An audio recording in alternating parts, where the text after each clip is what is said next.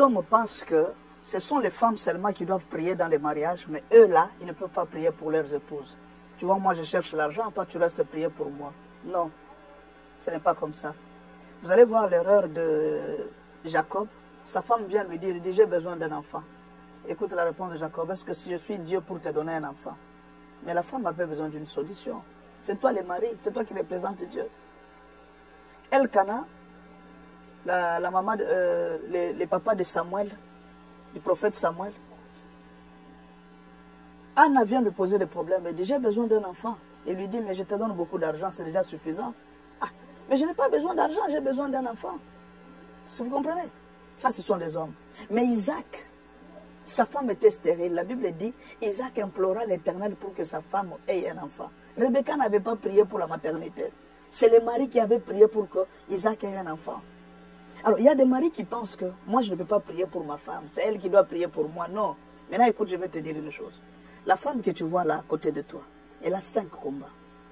Et je vais te citer les combats. Le premier combat, c'est le combat du serpent séducteur. Le serpent séducteur, je vais te citer les 4 ou 5 catégories de serpents séducteurs. Le premier serpent séducteur qui peut être autour de ta femme, c'est la télévision et le téléphone. Tout ce que la femme suit à la télé ou au téléphone peut influencer sa vie négativement dans votre couple. Il faut toujours veiller. Il faut toujours savoir contrôler quel contact ta femme prend dans le téléphone. Elle cause avec qui, elle parle avec qui. C'est très important. Ça peut t'aider à sauver beaucoup de choses. Le deuxième serpent séducteur, ce sont des hommes. Il y a certaines catégories des hommes, des occultistes, qui, pour avoir le pouvoir, ils couchent avec des femmes mariées. C'est-à-dire, ils ne choisissent pas. Il suffit seulement que la femme soit mariée, lui doit coucher avec sa femme. Peut-être toi, tu ne sais pas. Ta femme là qui est une église là, il y a des gens qui sont en train de chercher un moyen pour l'avoir. Mais toi, tu ne sais pas, tu es distrait là pour dire que où est-ce qu'elle va partir. Sans moi, qu'est-ce qu'elle va faire? Ne t'en fais pas. Il y a toujours quelqu'un qui regarde ta femme d'un mauvais œil. Sois un homme vigilant. Sois un homme vigilant. Parce que, tu vois, la rencontre du serpent avec Ève, tu connais ce que ça fait à l'humanité. La rencontre de ta femme avec un étranger, ça peut troubler tout votre foyer. Il faut faire très attention. Il faut vraiment veiller sur ce que je t'ai dit aujourd'hui. La télévision et le téléphone, il y a les séducteurs, les occultistes qui cherchent à tout moment des femmes mariées pour les séduire. Ta femme peut être sur la liste d'un occultiste. Il faut faire attention, il faut prier pour elle pour qu'elle ne tombe pas. Le troisième serpent séducteur, ça peut être des séducteurs. Il y a des hommes séducteurs qui les jurent qu'ils n'ont pas de fétiche. Et leur problème, c'est de sortir seulement. Ils ne sont là que pour séduire des femmes mariées. Ils n'aiment sortir qu'avec des femmes mariées. Et je te dis que plusieurs femmes mariées sont déjà tombées dans leur piège. Troisième catégorie de serpents séducteurs, ce sont les gens qui ont des moyens. Ta femme peut être en difficulté financière. Si elle est cupide, elle peut tomber dans un piège d'un homme riche. Vous voyez un peu, elle peut tomber dans les pièges d'un homme riche. Voilà pourquoi il faut veiller. Chaque jour, quand ta femme te présente ses besoins, il faut faire tout. Parce que la Bible même le dit. Les besoins de la femme se tourneront vers son mari. Mais alors la femme vient avec des besoins. Toi, c'est toujours négligé. Tu dépenses beaucoup d'argent pour ta famille, pour tes frères, pour tes soeurs. Mais tu négliges ta propre femme. Même pour les cheveux ici. Il faut faire très attention. Il ne faut pas exposer ta femme à la chute. Nous tous, c'est vrai, nous avons besoin d'avoir de très bonnes femmes qui résistent à la tentation. Mais n'expose pas ta femme à cette tentation-là. S'il te plaît. Si tu as des moyens, soutiens ta femme. Parce que les serpents séducteurs circulent à tout moment. Quatrième serpent séducteur, ce sont les diseurs de bonne aventure. Il y a des faux prophètes, il y a des faux pasteurs. Quand il a un numéro, il peut séduire ta femme, il peut coucher même avec ta femme. Je suis pasteur, j'ai reçu des cas où une femme s'est laissée séduire par un pasteur. Elle a fini par coucher avec un pasteur. Mais elle ne te dira jamais, malheureusement. J'ai même reçu des cas où la femme vient confesser. Mais moi, je vais voir son mari. Mais son mari ne le sait pas. Mais moi, je sais que cette femme a déjà trompé son mari. Ils sont ensemble, ils vivent ensemble, la femme a déjà confessé. Mais qui sait? Mais si c'était ton cas, qu'est-ce que tu vas faire? Il faut faire très attention, je t'ai dit aujourd'hui. C'est pourquoi je te donne un conseil. Quand tu es très loin de ta femme, aie toujours la paix. Tire attention toujours à ta femme, à tout ce qu'elle est en train de faire. Appelle-la. Cherche à connaître ce qu'elle veut. Cherche à connaître ses besoins. Les besoins de la femme se trouvent vers son mari.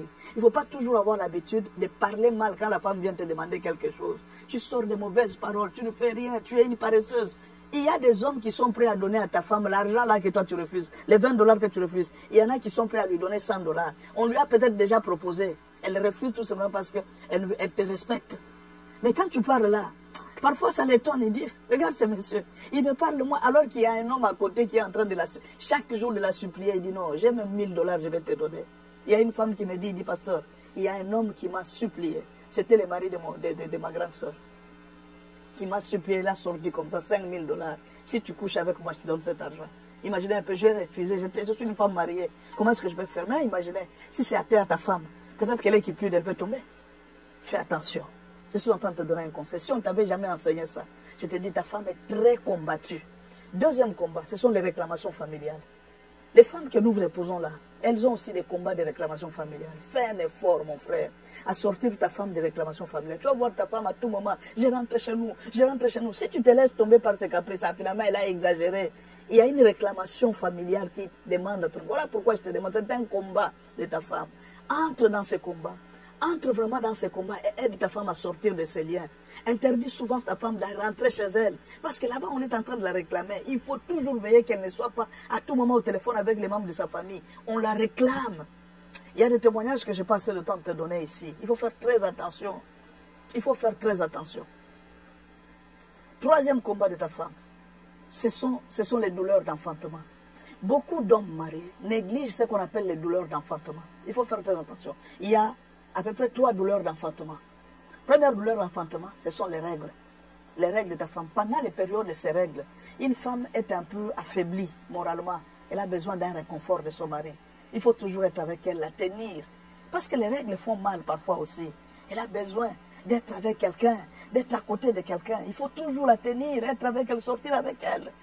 C'est sa première douleur d'enfantement. La deuxième douleur d'enfantement, c'est la grossesse. Il ne faut jamais laisser ta femme en difficulté pendant la grossesse. Tu l'abandonnes comme ça, tu ne l'aides pas. Tu veux qu'elle continue à faire tous les travaux. Tu exiges à ta femme de faire les mêmes devoirs qu'elle a toujours fait d'habitude. Mais c'est une erreur, mon frère. Tu es en train de commettre une erreur. Pendant la douleur d'enfantement, il faut savoir soutenir ta femme. Il faut la soutenir. Troisième douleur d'enfantement, c'est la croissance des enfants. C'est une douleur encore terrible. Faire grandir les enfants, ce n'est pas facile, mon frère. Les enfants sont capricieux. Parfois, les femmes ne dorment pas. Les femmes sont fatiguées. Elles portent la charge des enfants. Elles doivent te servir, toi. Mais quand tu arrives là, tu deviens encore très exigeant. Non, mon frère, il faut faire très attention. Ce n'est pas bien. Regarde d'abord la condition dans laquelle se trouve ta femme. Il y a une douleur d'enfantement. Pourquoi tu ne peux pas soutenir ta femme? Qui t'a appris à te comporter comme ça? Tu deviens qui, toi? Alors que Dieu lui-même dit, sachez que les femmes sont d'un sexe faible. On n'a pas dit que les femmes étaient faibles. On a dit qu'elles sont de sexe faible. C'est par rapport aux douleurs d'enfantement. Quatrième combat de la femme mariée, c'est ce qu'on appelle les caprices. Tu sais, la nature de la femme n'est pas la nature d'un homme. Les femmes sont souvent capricieuses. Tu dois prendre. Tu sais, en dehors d'être mari, tu dois faire un effort d'être le père de ta femme. Un père. Sois le père de ta femme. Supporte aussi ses caprices. Toi, il suffit seulement d'un peu. Toi, tu veux jouer avec moi. Je ne sais pas, c'est moi qui suis le chef ici. Même une blague que la femme te fait. Tu ne sais pas que je suis le chef ici. Les chefs là que tu cherches là. Mais tu te déshabilles devant elle.